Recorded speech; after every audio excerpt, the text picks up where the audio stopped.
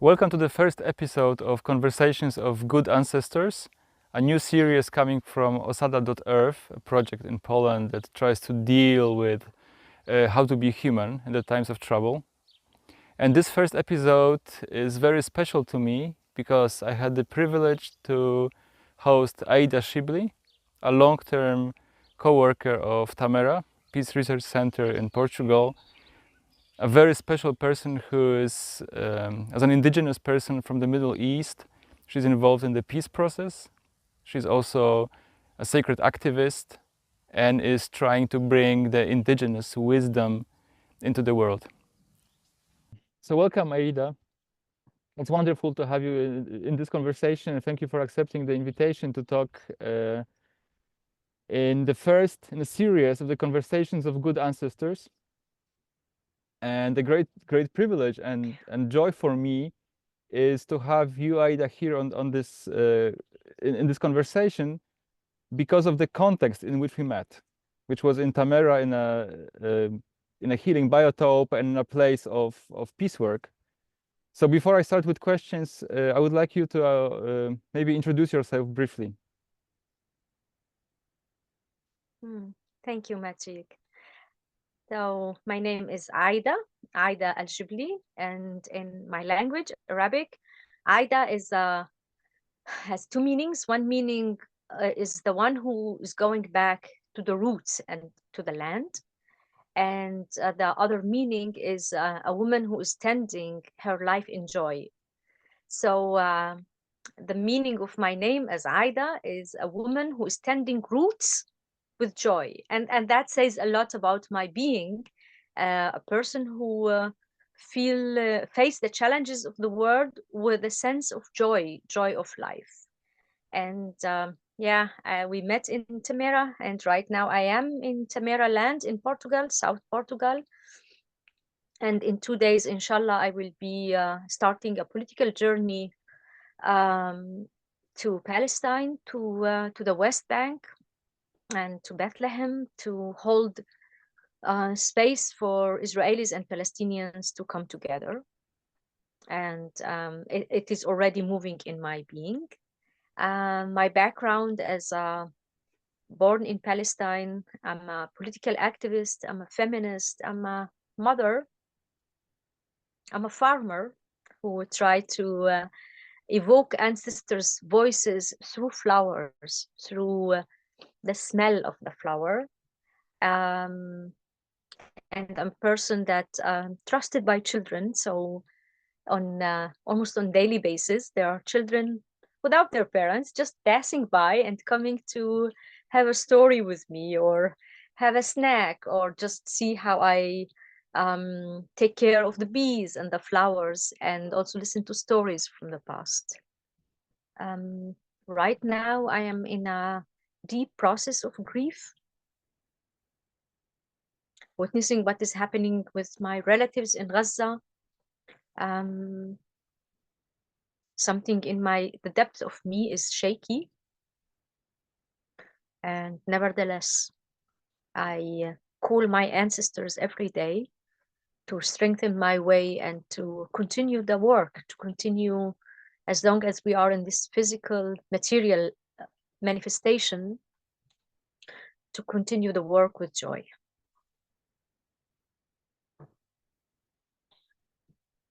Thank you. And you started to mention the context, the moment in which we meet, and could you say in a few sentences what is your diagnosis? What is your view of the current situation, of the times in which we live and in which we do our work? So I want to start in a bit smart way to first of all say to your question, I don't know. And maybe after saying this, then I can say, yeah, I might have my opinions and my views, but I really like and call my friend Bayo Akolomafe says that it is so important in these days to allow ourselves but really not only as a sentence, to understand that we don't know much. For sure, after so many thousands of years of human civilization, we think that we know something about life and about the universe, and maybe we have 1% of knowing, and then we project our inner into the universe while we don't know the laws of life and the laws of the universe. Nevertheless, after I have said that, for my duty, for my spiritual work, I can say that as a woman who's witnessing war after war and nevertheless have a commitment for life and for joy, my analysis to the global situation that we are in is like if you compare us in humanity to the phase of each one of us coming to the moment of adolescence, of becoming an adult, a teenager. I feel like as children, we went and we discovered life and nature and connection and this and this, and we tried so many things to do, like a try and error, as children like to do.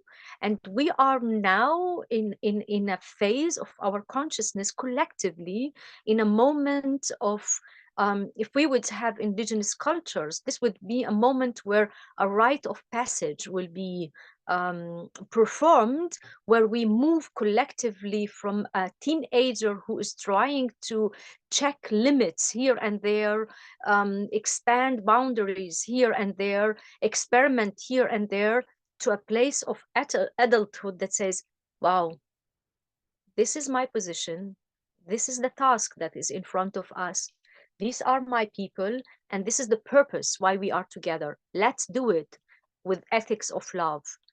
And I think that as teenagers, when they don't find eldership among them, which is one of the global illnesses that we are facing, that we don't have eldership that we listen to.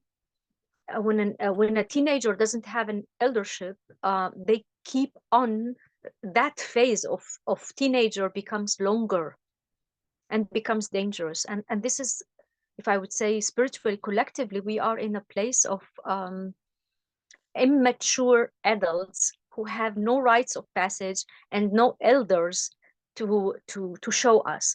And now my answer is not complete, because there are elders in the world.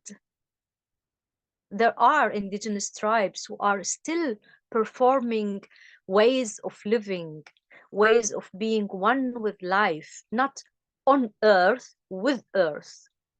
They knew and they know now ways of living in harmony with nature, with all what lives around us, not only human beings.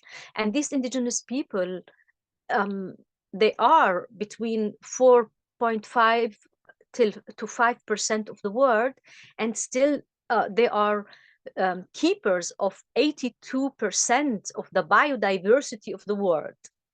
And these indigenous tribes still know how to perform rites of passage also collectively.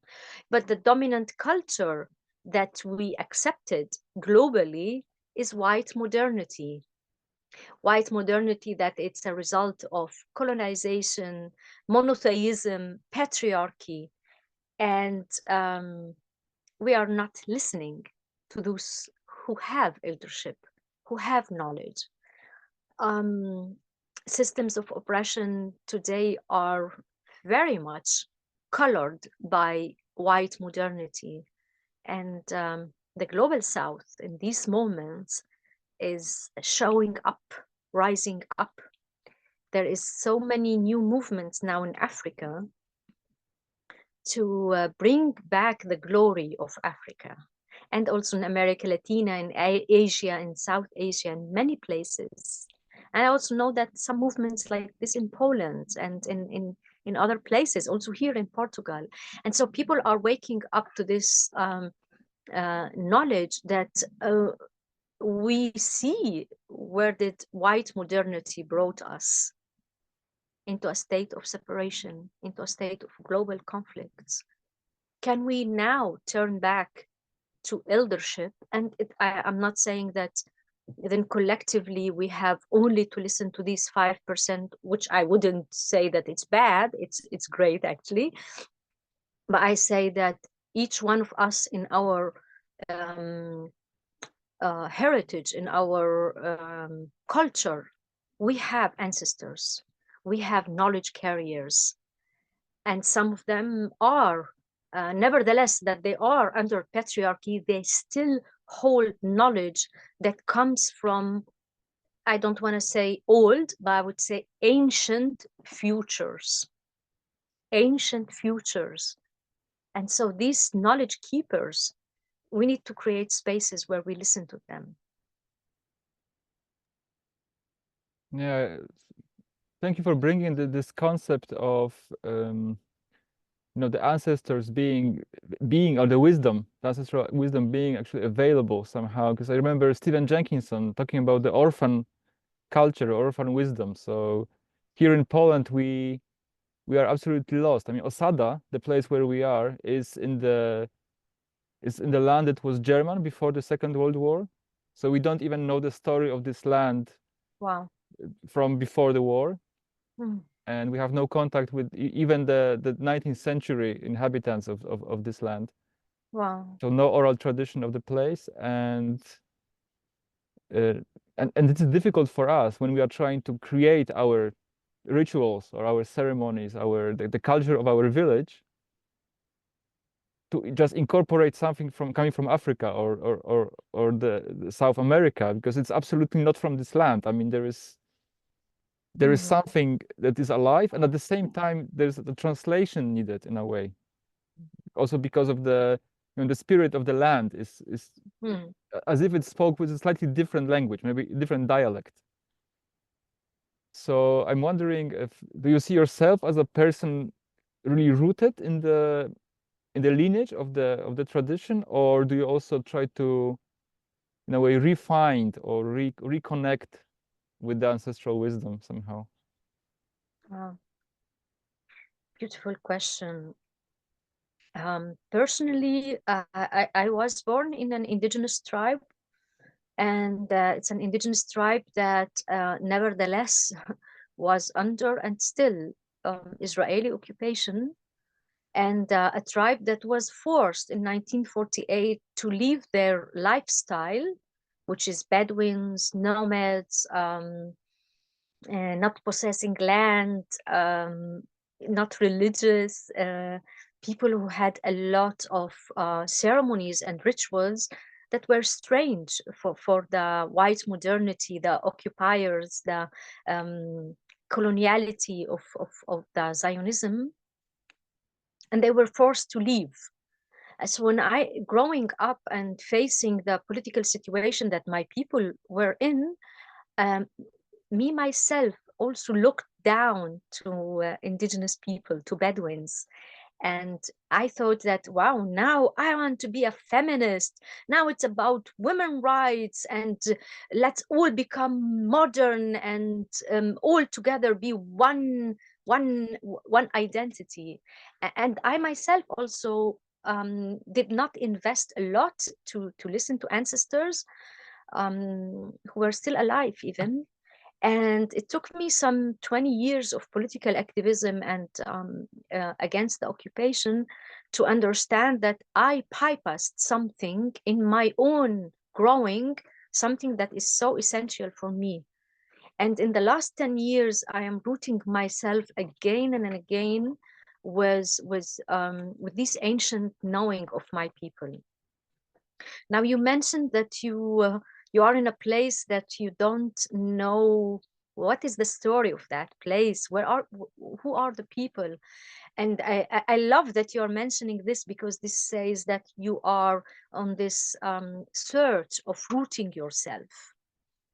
And you mentioned something, shall we look into Africa or South America and take it from there?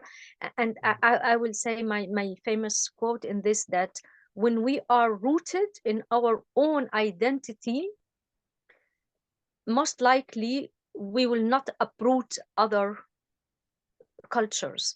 What happens with white modernity, that from this being of being uprooted in Europe, then colonizers start uprooting others. And you see it today in the global north, a lot of appropriation and appropriating culture that doesn't belong to Europe. So in your case, and in my, I can share with you my own experience, and maybe you can take from it. Also, I looked into my tribes and I saw that a lot was lost. People were under the hypnosis of the trauma that happened to them in the war, and they stopped talking. So even what they were present, they didn't want to speak about what was there. And I felt myself with a huge lack, a gap of history of 80 years that I didn't know how to fill it. So in your case, you don't know the people. In my case, I knew the people, but the people were so traumatized that they didn't want to speak. And so what I did for myself, and maybe you can do it for yourself as a group, is that first of all, I joined with other indigenous people from my culture and posted to them my questions and my concerns. Second, I started like reading literature, and so that went beyond these 80 years. And the third step that I did was actually training my own body with the land to listen to voices. And in the beginning, it was embarrassing. In the beginning, it was childlike. In the beginning, it was, I thought, am I getting crazy?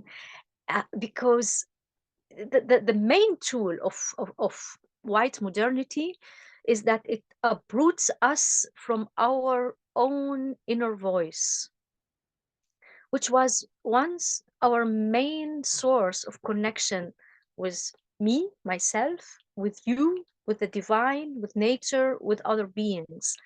So that uprooting went so severe among all of us globally. And the main result of it is that we stopped trusting our inner voice. So I started inventing, I'm saying it very bluntly, inventing rituals and ways to listen to my body, to listen to that inner voice inside of me. And as I said, first phase was experimental. With the time, I think that ancestors started trusting me that I'm serious with this research. They saw that I am continuing day by day, and I created for myself also rituals that now I also teach online. How to create your own ritual, how to call your ancestors. Because I want to say something very important here. Not all of our ancestors took decisions for life. Some of our ancestors went out of balance. And so sometimes when we just invite ancestors, we are inviting a big thing. And we have to be, in these times of global crisis, polycrisis, we have to be clear which energies we are inviting to ourselves. So with the time that my ancestors saw that I am serious with the work, I am daily showing up for the work, they started also trusting me and sending messages. And now after 10 years, I can say, well, I trust my inner voice. I trust that I go to my garden and I listen to not voices. Actually, it's not voices. It's clear instructions. And sometimes it's just clear choices in the daily life. So I would say it is a big task for people in the global north who were uprooted the first. No, they were first uprooted, and that's the trauma, that's the pain. So in order to correct the global imbalance that we are in, I think, which is also something that I'm getting through many indigenous wisdom carriers, that the white people are the first to be healed. We need them to be first healed and rooted so we all can heal. Did you get with me this image? Yeah. That was what was severed and uprooted first. We indigenous people, although we are under pressure of occupation, of genocide, of global poverty and white modernity, we need to unite together with our wisdom and care and compassion to help our white friends, brothers and sisters to be rooted again in their own ancestors' way. When they would be rooted, they will help us all restore the global balance. That's why your mission in your village is so sacred, so important. And I want to thank you for that you're embarking on such a mission. Thank you. And when I realize what you're saying, and also when I take this perspective of us being the previous generations or the ancestors of the generations to come. So I see my teenage daughter growing up, and I can imagine her children and then grandchildren and so on, looking at us and what we are doing as, well, being, let's say, useful or not so useful ancestors they will have. So we are their ancestors. Mm-hmm. And I realize how much of a, well, there is agency in that. I mean, what we do now matters.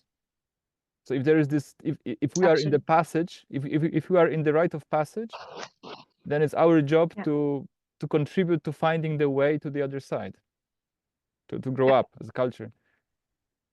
And then what we experience is that here in, I mean, Poland it's European Union, so we are relatively, well, we're northern compared to the global south. And it is so difficult to see the urgency. We see the importance, but there is this apathy of the culture, apathy of the Anthropocene, apathy coming from the privilege that somehow numbs or puts us to sleep about the urgency of this work being done now, not leaving this for our children, for example. So when we are doing this project and we put into the world this strong invitation, okay, let's do this work now, there are so many reasons not to do it yet. So maybe next year, maybe when I pay my mortgage, maybe I have traveled enough. And somehow, I don't know if it's true, but somehow in the global south, this polycrisis is much more tangible. I mean, it is happening. And it is this paradox of us having the resources and the privilege to do this work. And we know we have to go first. And at the same time, it's extra difficult to do it because why? It's not pleasant.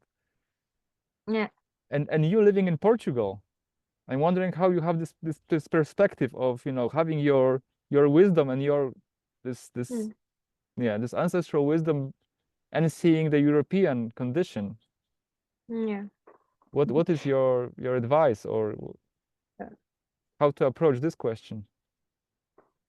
An old sage was asked, what stands between us and the world that we dream of and deserve to live in? And she said, comfort. What stands between you and that world? Comfort. And that's true. The global north is indulged in artificial comfort. It's artificial because it feeds a certain notion, which is individualism. The topic of individualism is so sacred in the global north. It's so it's even like they, you, us, whatever identities projected that longing for individualism to the global south and made it as an ideal, while the majority of suicide attempts and suicide killing, the highest are in the global north. Isolation, people reporting about anxiety, lack of feeling of belonging, lack of feeling of purpose. All of this is actually reported in the global north, and that's a big paradox. So there is comfort, and people are so busy in mortgage and in this and that and acquiring this and that, but there's no deeper feeling of fulfillment and happiness and joy, that when you go to Africa or you go to Palestine, even now to Gaza, under this genocide that is happening to us, you still see people looking to other people and with complete joy standing for life. So comfort makes us apathy, numb, and it's the illusion that what is happening to the other to the rest of the world is not our problem. What individualism feeds this place, which is sacred for indigenous cultures, is the interdependency. We know that as an I don't exist. As a we exist, and that we are interdependent and interconnected. And so the comfort of the modern life in the global north make the illusion for people in the global north that they can make it on their own. And most of the people have this experience. They can make it in their own. It's true, they can make it, but not with that quality of life. Now, in the last 8 years, 10 years, Magic, you can see that illusion of isolation and separation that the EU and North America, USA, created to create Europe as a unit, as a European Union, and North America as something safe, it's starting to break. It's starting to break with the climate change that doesn't distinguish between anybody, starting to break with the flood of refugees that are running behind their own resources. They're not coming to take from you something, but you, or the global north, sorry if I now say you, don't take it personal, but I know that you don't, so but I just have to say it also. If people later listen to this, I don't say you as one person, I'm saying you as a system. So my comfort in the West, and I am living in the West for the last 17 years, still my work is in Palestine. So when I am living in comfort, I need to know that this comfort is built by the blood and the sweat of many millions of brothers and sisters, that I will spend all my life and not see them, not know about them, in Africa and Asia and America Latina. And that's horrible. That's horrible. So how do I keep myself not to be swollen into that comfort and separation? I mean, first of all, I live in a quite a radical project here in Portugal, Tamera. It's a space that where we met, Magic, and it's a space that keeps a reminder of the connectedness, keeps a reminder that we are not here to create a bubble of happiness in an ocean of misery. We are not doing the work for ourselves. It's not for us to have a better life in nature and with water and with lovers and with children and with good food, although we have all of this, and thanks God we have it. But we are creating this as a space of inspiration, a space where we can exchange knowledge with others, a space where we can think a thought till the end and make actions that are for life. And we are building constantly deep solidaric connections with the global south and also with other projects in the global north who are like mind. So we don't allow ourselves to become numb, to become isolated, to think that we are doing this for our own benefit, but we do it for us and for the world. I go to Palestine and I hold education seminars in Palestine, and I go at least once or twice a year. Now with the genocide that it's happening, in 2 days it will be my first time, and I am also with fear and with anxious toward being there, knowing that people like me can be gunned down easily. So I ask for protection from life, and I keep my connection with my people, so I still feel my political relevance, and this brings me joy whenever I can help and be of benefit and inspire people. Yeah, gives me relevance, give me this what you now described, to be a good ancestor for the future generations. Sometimes when I teach in my community or I walk, and while going to the place where I'm teaching, I'm often surrounded by children. They always come to me, and so once I said, wow, I feel already, inshallah, um, I feel already recognized by the future generations. They hopefully they see something, and that something doesn't go to my ego, but to this confirmation to ourselves. Wow, we are doing something good. Inshallah. Inshallah is a word in from my language that says, may the will of goddess be. Do you feel, or do you think we have an obligation towards them? So is it optional to do this work and then to be recognized? Or is it actually, is it possible to be an adult? I will put it straightforwardly. Is it possible to be an adult without actively and consciously finding ways to be a good ancestor?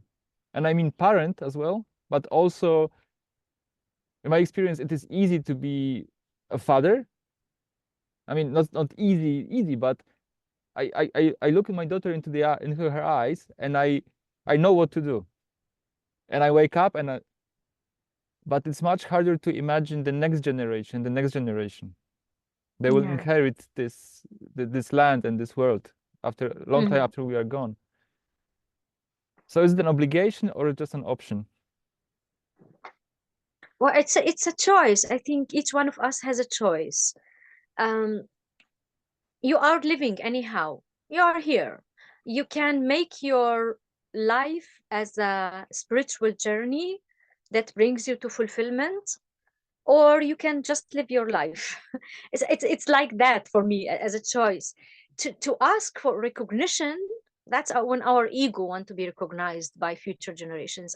That's not the goal of my work. My work is to do my duty to life, the way I feel it, the way I check it with others, because out of living and trying to live an indigenous life is that I don't, I rely on my own inner voice, but I don't rely on my ego, because I know that my ego have been shaped by thousands of years of conditioning. That's why I always need around me people to recheck with them. Am I still on the right track, or I am diluted by my own ego? And I think that work, we cannot do it individually. We need to do it with a group. So whether the future generations would recognize me or not, that's that I leave it for life. So is it a duty or a choice? I think we always have the choice. I love to take this duty of saying I'm standing for life and for love, and by this life recognize me. Did it pass? Did it reach? Yeah, I mean, I didn't expect a clear answer, but it's beautiful that you look into the eyes of your daughter and you know what is needed to be done. And I think also what I'm learning, and also here in Osada, what we are researching is how to tell whether we are actually serving life. So like you said, there's ego telling you, yeah, it's well done, your garden is growing, and and then there is this deeper voice that says, maybe not so much, or maybe it's so. Yeah, you said that you developed this over the years. I mean, this trust in this inner voice and your ancestors being with you. And I'm wondering if there's a practice or something specific that helps to reconnect or helps to actually to recognize when it's actually life-serving what we are doing? Wow, beautiful question and a big challenge. I didn't think about it before. Intuitively, I can say that I have one criteria where I check my actions. Um, so to check if it's coming from my ego or if it's coming from an action for life, I ask myself the question, um, what you just did, if it's a small or a big action, imagine everybody doing it, would it bring a good result? And then I go with that imagination. For example, if I I want to build another terrace in my garden, no? And I ask myself, um, if everybody does the same, is that good for the growth of our village, for the growth of our region, for the amount of water that we have? And this is how I check if are my actions for life. So when I see that if everybody, obviously not everybody will do what I'm doing, but if in my imagination everybody is doing what I am doing, is it still good for the resources, for life, and for everybody? If I have a clear feeling that it's yes, most probably it's yes, that action is good. um, Another measure that I do is what I am doing privately, indoor, between me and my beloved. Would I be able to show it publicly? Is there anything shameful, embarrassing, or like something that it's not sitting well? If something in the private I'm not able to do it in the public, then again, there's an indication for me that there is something wrong. I'm doing something where is my ego is connected with it. From my experience, now I jump to another line, is being with children uh, in an environment of trust also can indicate for us if our actions are for life or not. With the knowing, with the condition, is that we need to create for the children a space that they are in a good distance from our neurosis. So because we adults have been conditioned so much with so much psyche and neurosis, um, if we just with them and try to learn from them like this, oh, what are they are our teachers, actually we are inflicting our neurosis on them. A practice that we do here in Tamera, and it's really beautiful, I tried it with my daughter, and I can see what a kind of an adult she is now, is something that we call it create for the children cosmic spaces. And the cosmic space, it's a space that is safe for sure, like, and as much as possible in nature, and as much as possible for them to be alone, and sometimes to be in joint with other children from different ages, but like a combination that allows the best of them to come out. And you as an adult observe them, don't engage, but observe them. How do they solve their problems? And this is really magical. This is, I learned so many things from observing children, doing my work in the garden and listening to them. How do they solve? How do they talk between them? And being there available for them, for as an adult, for safety, for nourishment, and so, but allowing them to be in a cosmic space. These spaces taught me a lot. And you also mentioned the role of community, that before you said that it's impossible to do this work alone, and I'm wondering how much, or in this project of trying to grow up as a culture, whether we have the ancestral roots or not, but how can the community, or intentional community, especially like Tamera, how can it be useful to have this research on cultural maturation, let's say, or coming out of adolescent culture of modernity?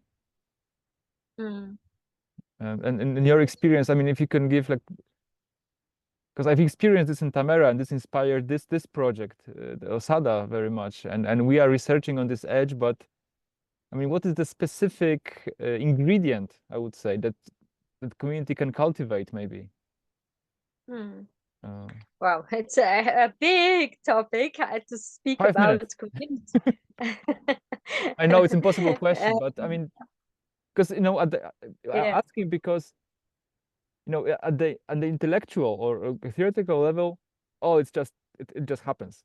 I mean, but I mean, in practice for us, it is because what is the exact practice? How do we have breakfast together? How do we have the circles or forum, or what is the, especially these days, I mean, in these times, if you were to suggest maybe a practice or a line of research that really brings the intentional community closer to finding a way to mature as culture in the context of polycrisis?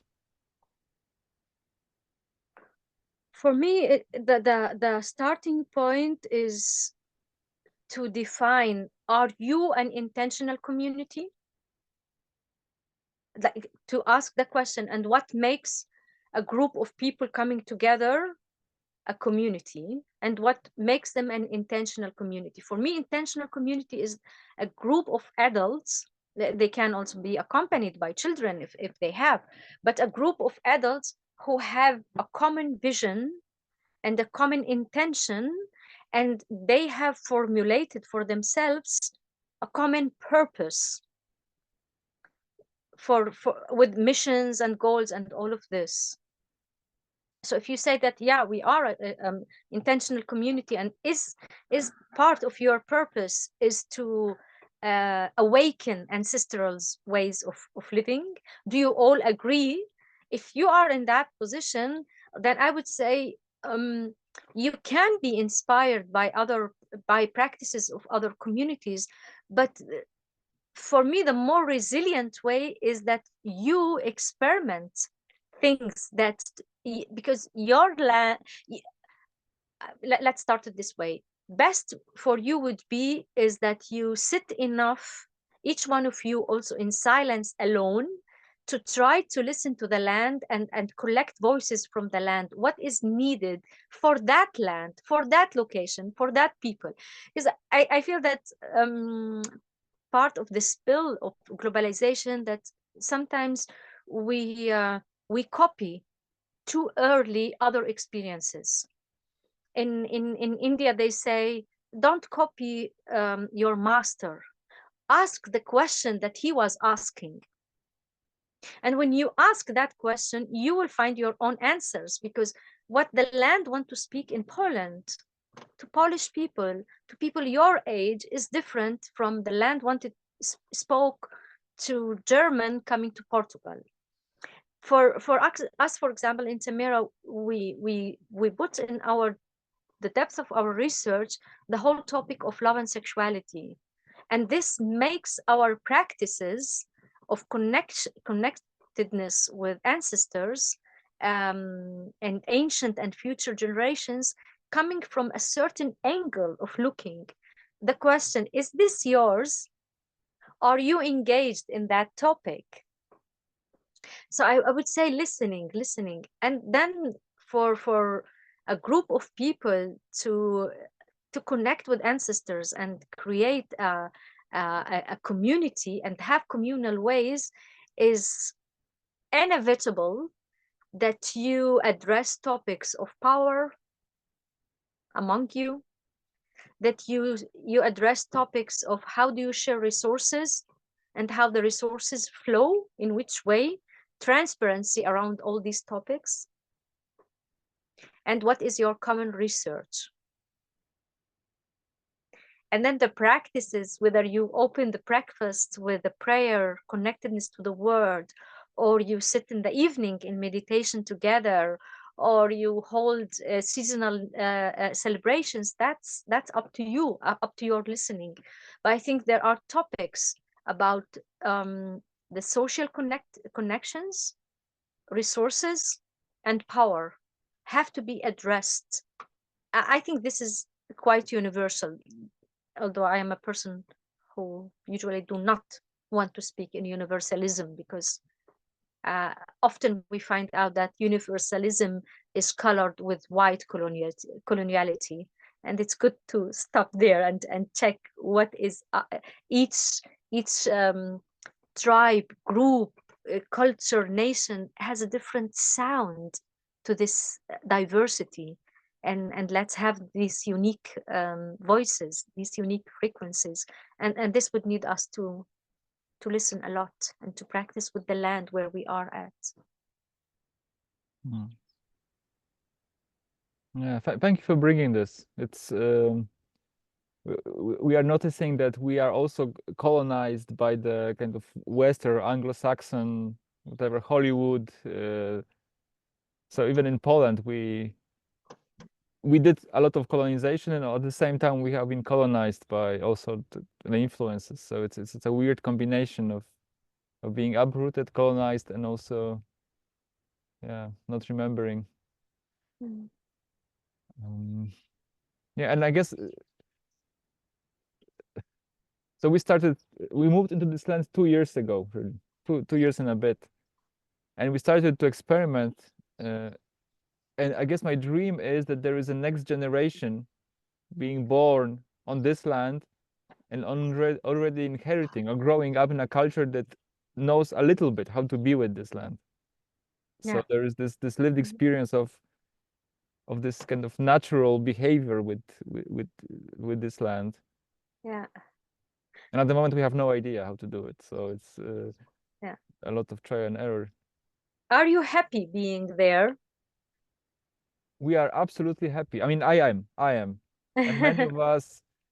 So what we discovered is it was unbelievable. So first of all, when we came, after 15 minutes, we knew this is the place. It's not a good Wow. plot of land, but this place was actually telling us, this is where you're going to be. And for me personally, I had this experience of, and it was unbelievably touching.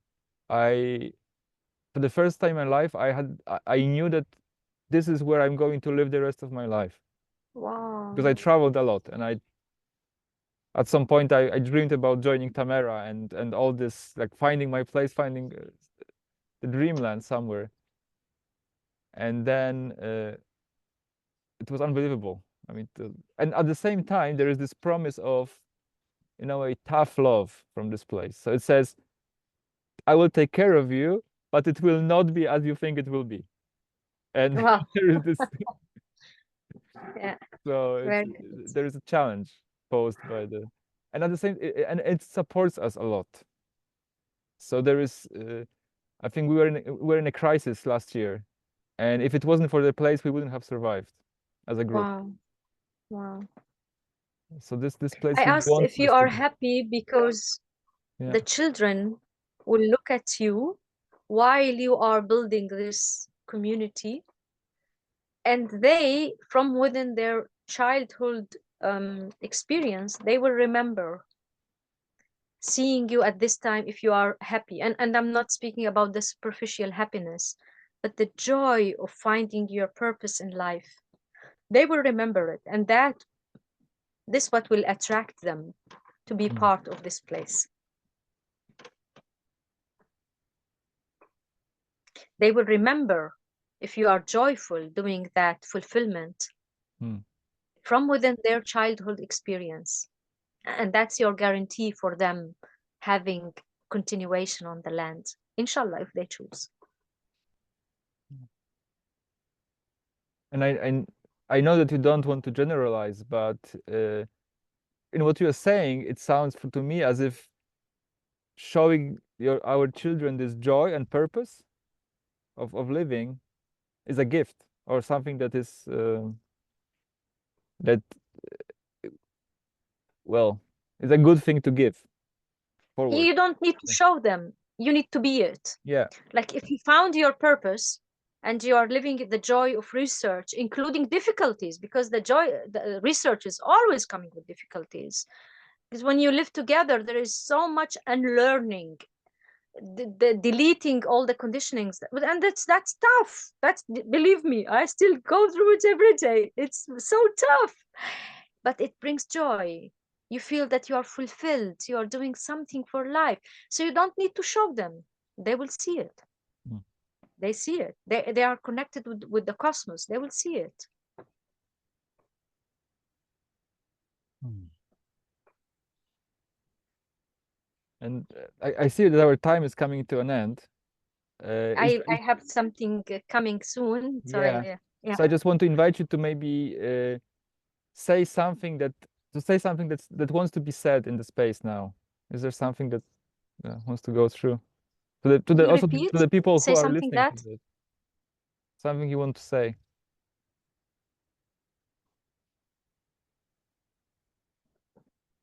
So like a closing words. Yes. Yeah.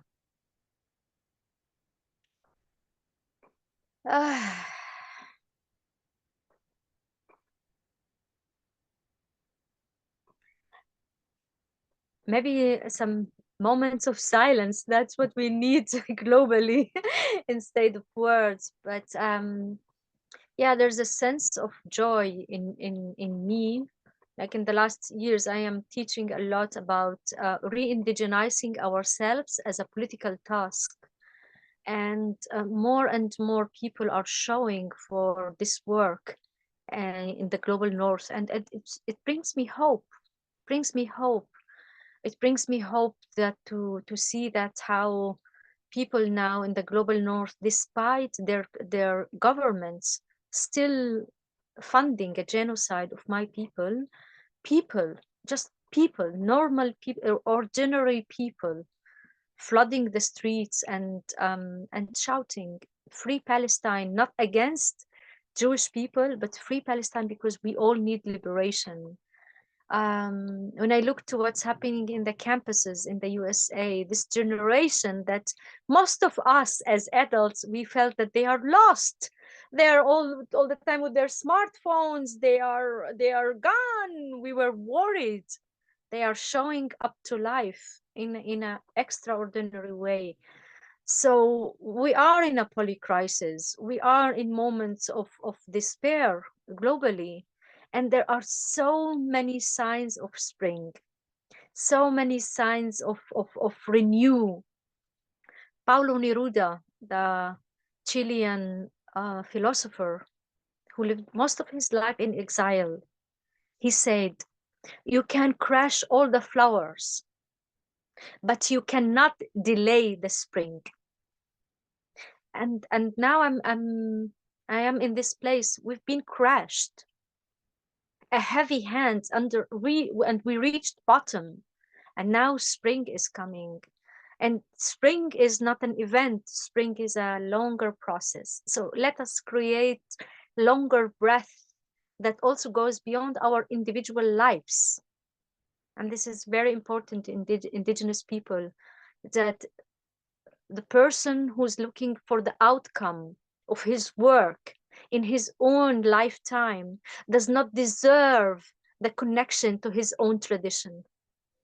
So there is a place where we give ourselves to life, and the outcome of our doing, if it's with life, it will be embedded in life, and not necessarily that we will see it in our own lifetime. And that's something sad, something to grieve, because I would love to see free Palestine in my own lifetime. But I will not stop working for free Palestine also if I don't see it in my lifetime. And that's the contradictory that we need to hold in these times. I wish you all inspiring process, discovering what is relevance in life, what is mine to do, what is mine to say, what is mine to show up in these moments.